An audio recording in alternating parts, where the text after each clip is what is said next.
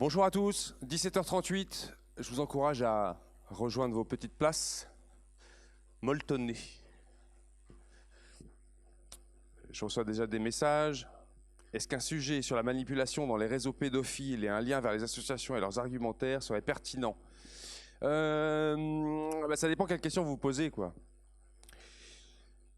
Moi, ce qui m'intéresse plus, c'est sur la question des réseaux pédophiles. Enfin, les réseaux pédophiles en soi, c'est très compliqué à appréhender, mais par contre, il y a eu, pendant les années 70, tout un groupe d'associations qui défendaient le droit aux enfants à une sexualité libre, et ce sont des arguments qui s'entendent, qui s'entendent et qui méritent nuance, quoi, et qui méritent prévention. Et il y avait une association qui s'appelait la NAMBLA, qui existait aux États-Unis, et il y avait aussi une association, je crois, qui s'appelait René Gouillon Association. Et eux, ils ont des argumentaires que j'aimerais bien vous voir décortiquer. Un groupe a déjà essayé de le faire. Et ils ont un peu avancé. Voilà, ça peut faire un sujet intéressant. Mais sur le réseau pédophile en soi et la manipulation qui est à l'œuvre, il n'y a pas grand-chose d'extraordinaire comme type de manipulation. On verra ça au cours prochain. On me demande, le thème rêve lucide est-il le bon? Est-ce bon? Oui, les équipes de Stéphane Laberge, oui, c'est faisable. Mais par contre... Ah oui, d'accord, très bien. Oui, le sujet de la réincarnation n'est pas un sujet possible, parce que c'est intestable. On va voir ça tout de suite. Où on peut trouver les différents sujets. Merci, celui qui m'envoie ça ou celle qui m'envoie ça n'a donc pas consulté la page qui lui est réservée, donc je ne réponds pas. Peut-on faire un groupe avec soi-même? Renaud avait chanté une chanson comme ça. Je suis une bande de jeunes à moi tout seul. Avec comme thème les faits témoins. Je ne sais pas, viens m'en parler à la fin, mais tout seul, c'est pas possible, car sinon je ne pourrais pas corriger tous les dossiers, je l'ai déjà dit. Je vous rappelle que le cours est filmé et que donc je ne pourrais pas prendre des questions comme ça à la volée, donc je vous proposerai de m'envoyer des SMS, j'essaierai d'y répondre à 2 moments du cours. Ça fait un peu froid, mais en même temps c'est fonctionnel, je crois, j'espère que voilà. Puis personne n'abuse de mon numéro de téléphone par ailleurs, donc c'est très gentil. Quelques informations préalables. Nous sommes au tiers de notre promenade sceptique. C'est le cours numéro 4 aujourd'hui. Merci aux camarades qui filment. C'est cool. Petite revue de quelques sujets. Alors, sur la question de la mémoire, thérapie de la mémoire retrouvée, manipulation de la mémoire, etc., je ne suis pas un inconditionnel de la chaîne e-pensée, mais Bruce a fait un documentaire dessus, un document dessus, l'épisode 37 sur la mémoire, donc je vous encourage à regarder, c'est plutôt bien foutu. On m'a posé des questions la semaine dernière et j'ai été potassé un petit peu. J'ai vu que des gens s'inquiétaient de l'empereur dieu de l'humanité et j'ai essayé de regarder ce que c'était que l'empereur dieu de l'humanité, mais en fait j'ai bien l'impression que tout tourne autour de Warhammer 4000, 40 000, quoi. Donc l'héritage en jeu de rôle des écrits de Moorcock, pour ceux qui connaissent. Donc je vois pas ce qu'on peut trop faire avec ça, mais je suis prêt à en discuter à la fin s'il le faut. Il y a des gens qui me parlaient d'Agartha, monde souterrain qui serait fantasmé par certains. Certains disent avoir quelques preuves de ça. Bon, la qualité des sources est plutôt maigre, mais n'empêche que des cartographies existent, il y a des gens qui proposent des choses dessus. Donc Agartha est un sujet qui peut être pris de la même façon que la Lémurie, l'Hyperborée, Mu ou l'Atlantide, mais l'Atlantide quand même, c'est un sujet qui a été largement pris par des étudiants et sur lequel il n'y a plus grand chose à dire de neuf. Sur le phénomène zombie, notamment en Haïti, bon, il y a plusieurs versions du zombie, mais je crois que je l'ai déjà dit la dernière fois, hein, il vous faudra absolument remonter, si vous travaillez là-dessus, jusqu'aux substances liées à une sorte de poisson qui s'appelle le poisson ballon, ou le fougou. Et c'est souvent cette substance-là qui est à l'œuvre dans les mécanismes zombies, mais c'est un sujet qui est multiparamétré, complexe, très dépendant des témoignages, c'est vraiment compliqué à appréhender. Je ne vous conseille pas un sujet pareil. On m'a parlé de la tulpamancie, mais ceux qui m'ont proposé ça, il faudrait qu'ils viennent m'en parler parce que c'est tellement flou et nébuleux cette histoire de tulpamancie que je ne sais pas quoi leur proposer comme sujet de travail. Des gens m'ont proposé la conversion, les thérapies de conversion. Et alors si on parle bien de la même chose, hein, s'il s'agit bien des thérapies de conversion qui consistent à essayer de tenter de faire rentrer entre guillemets dans le droit chemin les homosexuels qui se sont égarés sur le chemin de l'homosexualité et qui, vous voyez, des trucs normatifs pour faire en sorte que les homosexuels redeviennent hétérosexuels, redeviennent. oui, entre guillemets deviennent, et ben effectivement il y a plein de thérapies comme ça qui ont été développées au cours des âges, qui sont toutes plus ou moins foireuses, enfin qui sont toutes largement foireuses et sur le plan moral totalement décadentes, mais il y a même des pays qui les interdisent. Pas en France en tout cas, et donc je sais pas qu'est-ce qu'ils ont derrière la tête, le groupe qui m'a proposé ça, mais je suis prêt à les aider parce que c'est un sujet qui est extrêmement important.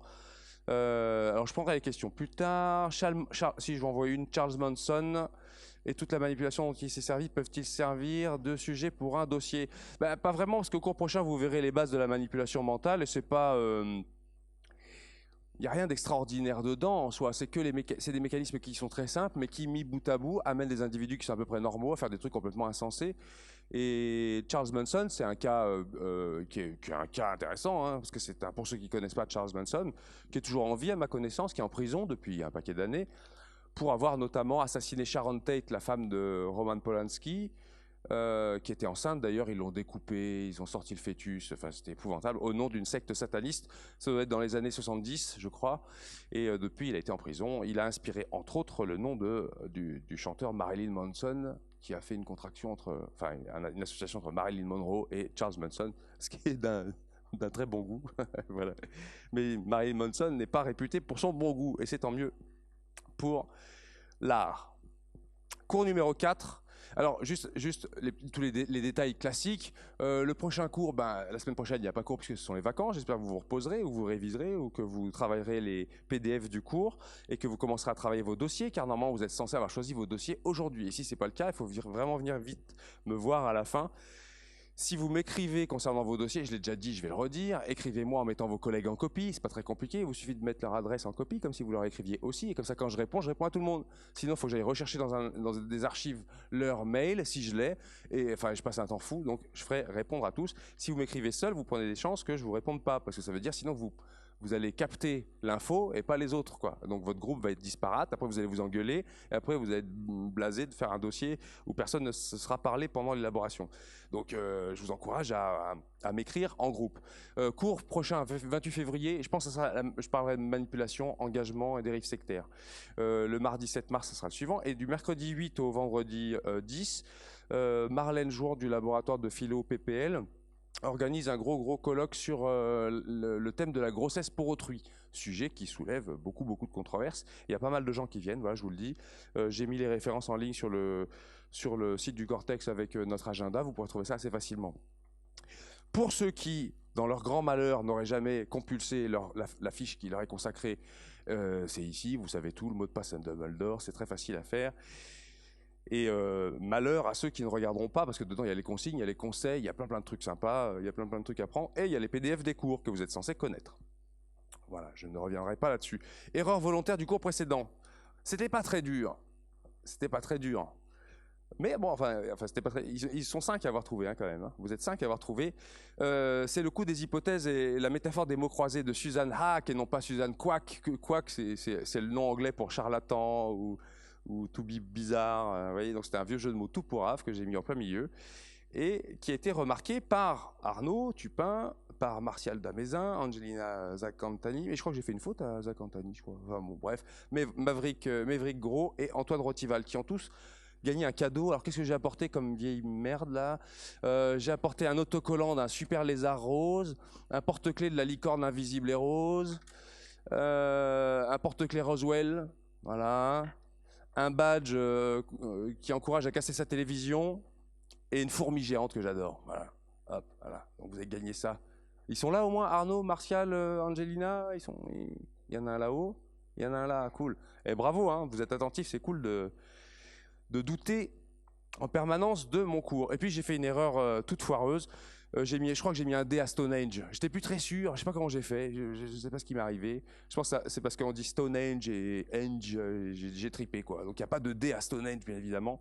Je ne sais plus qui c'est qui me l'a fait remarquer, mais c'est très gentil. Merci d'avoir corrigé cette faute. Voilà. Notez mon numéro de téléphone si vous ne l'avez pas déjà pour les questions qui viendraient tout à l'heure au gré du cours.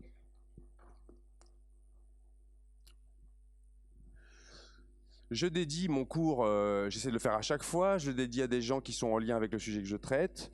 Et là, pour le coup, je le dédie à un monsieur qui s'appelle ou qui s'appelait Avijit Roy, Je dis qu'il s'appelait parce que il fait partie de ces gens qui, du fait de raconter à peu près la même chose que moi et peut-être même moins de choses que moi, euh, comment vous dire ça? Il y a des pays où raconter ce que je vous raconte là en cours et travailler les sujets que vous travaillez en cours peut vous valoir des gros ennuis. Et parfois même des menaces de mort et parfois même des exécutions tout à fait sommaires. Avijit Roy en a fait la mère expérience en se faisant massacrer et avec sa femme qui s'en est elle sortie. Je voudrais vraiment vous montrer ce que ça donne quand même. Hein. Il faut bien se rendre compte de ce que ça donne quand même. C'est pas des blagues quoi. Voilà. Et ça se passe au Bangladesh et depuis 4 ans, ça fait plus de 10 personnes qui se font massacrer. Soit ce sont des blogueurs athées ou soit agnostiques, soit critiques des religions, soit des séculiers, donc comme on dit, soit des féministes, soit des rationalistes qui se font massacrer les uns après les autres, soit par balles, soit par machette, soit par plein de méthodes différentes. Et c'est absolument consternant ce qui se passe au Bangladesh et très peu de gens en parlent parce que c'est loin. Et vous verrez quand on parlera des médias qu'il y a une sorte de règle implicite qui fait que plus les choses sont loin, moins ça nous paraît grave du point de vue de là où on est.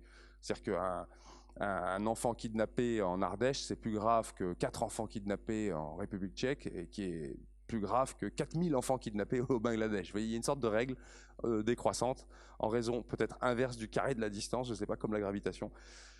Et c'est tout à fait inquiétant. Donc tout le monde s'en fout royalement de ces gens qui se font massacrer au nom de discussions qui sont les mêmes que celles qu'on tient dans ce cours. Donc voilà, je rends hommage à Avijit Roy, à toute son équipe et au groupe sceptique qui s'appelle Mukto Mona, qui essaie de travailler dans l'anonymat parce que c'est tellement risqué de parler de critiques de quoi que ce soit au Bangladesh ils en sont astreints à être discrets. Mais le site existe, Mukto Mona, il y a dedans des gens que vous connaissez peut-être comme Taslima Nasrin et des gens comme ça. Voilà pour cette page sordide. Alors le plan d'aujourd'hui, je continue mon déroulé. Hein. On a parlé des outils épistémologiques, on a introduit quelques outils épistémologiques, j'étais revenu sur le rasoir d'Occam et deux, trois trucs comme ça. Je vais en traiter encore quelques-uns qui sont là et qui sont absolument essentiels. Et ce sera la dernière partie, on va dire, des outils méthodaux vraiment classiques. La semaine prochaine, dans 2 semaines, je vous parlerai des outils psychologiques à bien connaître.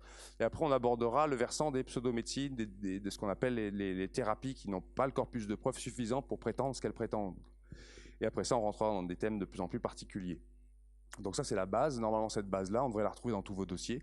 Et vos dossiers, je vous redirai peut-être à la fin si vous voulez, mais les dossiers consistent à essayer de traiter une question de type scientifique qui soit testable, réfutable éventuellement, testable, comparer des hypothèses, les sous-peser et essayer sinon de trouver où en est vraiment, quelle est la solution à un problème, si le problème que vous choisissez est compliqué, mais au moins balayer les idées reçues et les hypothèses vraiment les plus invraisemblables, quoi. Et au moins vous rendez service à l'humanité en balayant, en repoussant, en tout cas du côté des pseudo-connaissances, les hypothèses qui ne tiennent pas la route. Alors je vous ai remis Peter Parker, alias l'araignée ici présent, parce qu'il a un sens araignée qui s'agite, et les outils épistémologiques servent à ça, en fait, à agiter votre sens araignée quand vous êtes face à des prétentions qui ont l'air un peu douteuses.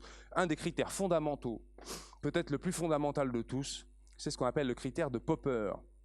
Et non pas de poppers, comme dit toujours mon copain Nicolas Gaillard, qui confond Popper et poppers. Popper n'est pas l'inventeur des poppers. Pour ceux qui ne connaissent pas les poppers, ils se renseigneront sur Internet. Mais Karl Popper, c'est un épistémologue viennois. Enfin, il est autrichien. Il était autrichien. Il est mort il y a une vingtaine d'années maintenant. Et Karl Popper est connu pour pas mal de bouquins, Conjecture et réfutation. Il en a fait un paquet. Il a même fait une autobiographie qui est vraiment sympa à lire. Mais ce qu'il faut garder de lui, c'est le fait alors lui, il n'a même pas choisi d'ailleurs un très bon mot, il a choisi le mot falsifiabilité. En anglais, ça donnait falsifiabilité. Et en fait, on préfère maintenant le terme de réfutabilité. Et on lui doit donc cette notion de critère de réfutabilité, ou critère de Popper, comme on dit. Et pour la... Je ne savais pas que Popper faisait rigoler autant, mais je suis content. Une affirmation ou toute une théorie est dite réfutable s'il est possible de concilier une observation ou de mener une expérience qui, si elle était positive, entrerait en contradiction avec cette affirmation ou cette théorie. Donc si un énoncé n'est pas réfutable, si un énoncé n'est pas potentiellement réfutable, alors il est incontradictible. S'il est incontradictible, c'est-à-dire qu'il est toujours vrai. S'il est toujours vrai, bah, c'est l'inverse en fait de la démarche scientifique qui ne considère les choses que comme vraisemblables jusqu'à plus ample informé. Et pour l'instant, on en est là. Et si ça se trouve, un jour, on découvrira quelque chose de nouveau et qui viendra rebattre les cartes et mettre à plat peut-être des choses qu'on pensait acquises. Mais si c'est incontradictible, c'est clos comme système. Vous voyez, c'est une structure close. On ne peut plus vraiment en discuter. Donc si c'est un énoncé qui n'est pas réfutable, alors il est incontradictible. Une théorie dont les énoncés sont irréfutables, ça s'appelle non plus une théorie scientifique, ça s'appelle un scénario clos. Un scénario qui est auto-immune, un scénario qui, quand vous lui envoyez des contre-arguments, eh ben, il vous réintègre dans sa théorie, quoi. Une théorie scientifique, si elle est réfutable, est cependant non encore réfutée. Alors vous relirez tout ça, hein, parce que c'est important, il faut les connaître par cœur, ces phrases-là. Elles sont très importantes, et pour en saisir vraiment l'essence, j'ai pris des exemples qui sont assez classiques. J'ai pris l'exemple d'une phrase comme « tous les signes sont blancs ». Vous connaissez certainement cette phrase que vous avez déjà entendue, et si vous êtes féru de bouquins, vous avez peut-être vu passer un livre de Nicolas Taleb qui s'appelle Le signe noir, qui revient longuement sur ce genre de choses. Alors, le problème que soulève Popper avec ce genre d'exemple, c'est le problème qu'on a appelé le problème classique de l'induction. Et si vous êtes en philo, vous savez de quoi je parle. Si vous n'êtes pas en philo, c'est pas très très grave, parce qu'il faut vraiment regarder ces critères de Popper. Quand on a un énoncé comme tous les signes sont blancs, vous pourrez collectionner tous les signes blancs du monde. Vous n'aurez qu'une vague confirmation de votre énoncé, mais vous n'en aurez pas une preuve ultime. Parce que vous n'aurez pas été partout tout le temps pour vérifier qu'il n'y a pas de signe non blanc quelque part, quoi. Par contre, un seul signe blanc, bim, ça vous défonce l'énoncé, quoi. Donc potentiellement, l'énoncé, en tout cas, il est réfutable. C'est tous les signes sont blancs, c'est réfutable si un jour on trouve un signe noir. Et si on trouve un signe noir, dans ce cas-là, on ne pourra plus dire que l'énoncé soit juste. Donc on considérera l'énoncé comme faux. Alors pour le coup, à l'époque où ils parlaient de ça, ils n'avaient pas découvert le signe noir, qui est là, je vous ai mis en photo, Cygnus atratus, qui est tout à fait charmant. L'énoncé, l'espèce d'ronde de Maurice, que vous connaissez peut-être parce qu'il a une tête sympa, puis qu'il a fait l'objet de plusieurs dessins animés. Je crois qu'on le voit dans L'Âge de glace, il lui arrive plein de misère, etc. Rafus cucullatus, si l'énoncé qu'on vous donne, c'est l'espèce d'ronte a disparu, eh ben, ne pas en trouver confirme vaguement l'énoncé, si vous voulez, mais ça ne le prouve pas. D'accord ? Et par contre, un seul dronte invaliderait l'énoncé. Pour vous donner un autre exemple, la théorie de la gravitation est une théorie réfutable. Parce qu'il vous suffirait de prendre un corps lourd, de le lâcher et qu'il ne tombe pas, pour qu'on se dise « Ah merde, tiens, ça marche plus, tous les corps graves tombent, selon la théorie de la gravitation, et là, d'un seul coup, un corps ne tombe pas. Donc là, vous auriez un contre-argument, donc c'est potentiellement réfutable, vous voyez. Alors voici des énoncés non réfutables. Quelqu'un qui vous dit « Il existe un paradis ». Bon, bah, c'est pas réfutable, parce que de toute façon, on ne peut pas y aller. Donc on peut pas en dire grand-chose. Nous avons tous eu des vies antérieures. Ok, c'est pareil, on ne peut pas en dire grand-chose. C'est pour ça que j'ai conseillé à un groupe de ne pas prendre le sujet de la métempsychose ou de la réincarnation comme sujet d'investigation. De toute façon, on ne peut rien en dire. On ne peut que ergoter. Dans ce cas-là, on a des énoncés qui sont complètement flous, si vous voulez, on peut rien en faire, quoi. C'est comme de dire, tiens, y aurait-il un autre univers dans lequel il y aurait une autre existence? On ne peut rien en faire. Je vous rappelle le cours numéro 1, hein, on a parlé un petit peu de ça. La réalité d'un qu'un rêve de dragon, j'ai déjà parlé de ça. Le dernier, là, est un petit peu différent, mais tout aussi irréfutable. Tous les humains sont mortels. Bah, pour l'instant, moi, j'ai pas la preuve que je sois mortel. Si ça se trouve, je suis pas mortel, d'ailleurs. Si j'aimerais bien, hein. Enfin, d'une certaine manière, j'aimerais bien. En fait, ce qu'on peut dire là-dedans, c'est que tous les humains qui sont déjà morts sont mortels. Ça, c'est vrai. Mais en même temps, c'est un énoncé qui est pauvre. Vous voyez, tous ceux qui sont morts sont mortels, quoi. Ok. Rien ne nous prouve que tous les humains qui naissent maintenant soient mortels. Il est assez logique de présumer, mais c'est qu'une présomption, c'est une induction. Vu que tous ceux qui étaient là jusqu'à maintenant sont morts, alors on peut présumer qu'il nous arrivera à peu près la même chose au mieux dans les 120 ans qui viennent, quoi. Parce que même si on dépasse le record de Jeanne Calment, ça nous amènera vers 130 ans, quoi, mais pas beaucoup plus, quoi. À moins qu'on trouve des moyens de se cryogéniser, de se réveiller plus tard, comme dans Hibernatus. Enfin, bon, voilà.